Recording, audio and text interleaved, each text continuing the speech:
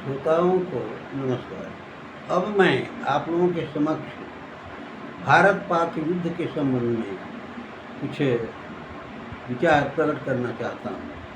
भारत और पाक के युद्ध हुआ, दोनों के बीच जो युद्ध हुआ, इसमें सारा कार्य बिगाड़ा चाइना और तुर्की वाले ने। चाइना और तुर्की वाले ने अपना अस्त्र शस्त्र दिया और पाकिस्तान वाले को लगा कि ये हमको मदद करेंगे, लेकिन मदद नहीं किया, बल्कि पाकिस्तान को बहुत बड़ा नुकसान हो गया।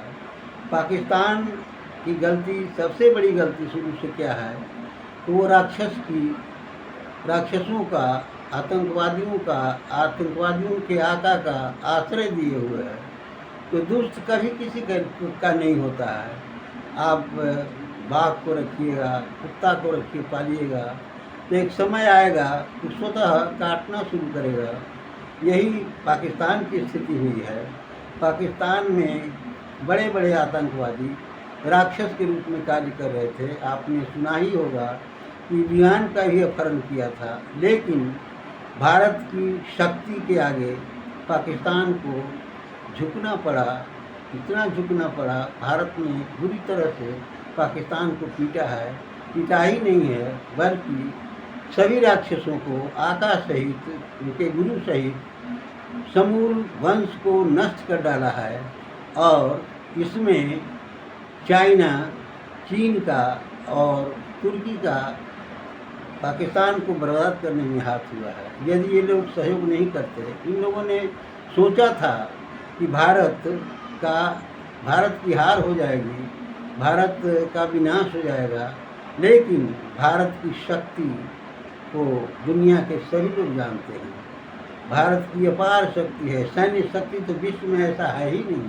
जर्मन की लड़ाई में अंग्रेज के साथ जो परीक्षा हुई थी, उसमें भारतीय सेनाएं घुस गई थी और उसके कारण जर्मन की पुनः जीत हुई थी। तो कहने का मतलब यह है कि भारत की शक्ति अपार है, अपरंपार है। इसकी शक्ति की परीक्षा हो गई और इसमें केवल पाकिस्तान ही नहीं हारा, पाकिस्तान तो बुरी तरह पिटा गया और इतना पिटाया कि वो बहुत दिनों तक याद रखेगा।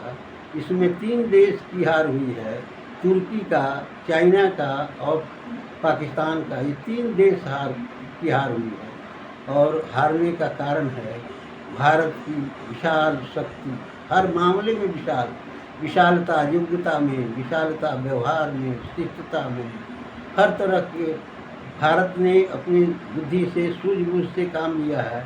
भारत के प्रधानमंत्री, राष्ट्रपति और सेनापति, इन लोगों का देखिए साधारण वेशभूषा है। साधारण वेशभूषा यह शिष्टता, सभ्यता का प्रतीक है।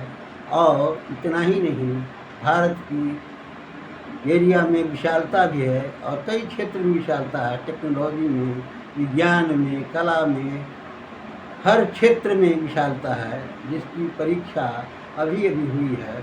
तो भारत वास्तव में एक विशाल देश है, शक्तिशाली देश है और भारत में शक्ति का स्रोत है।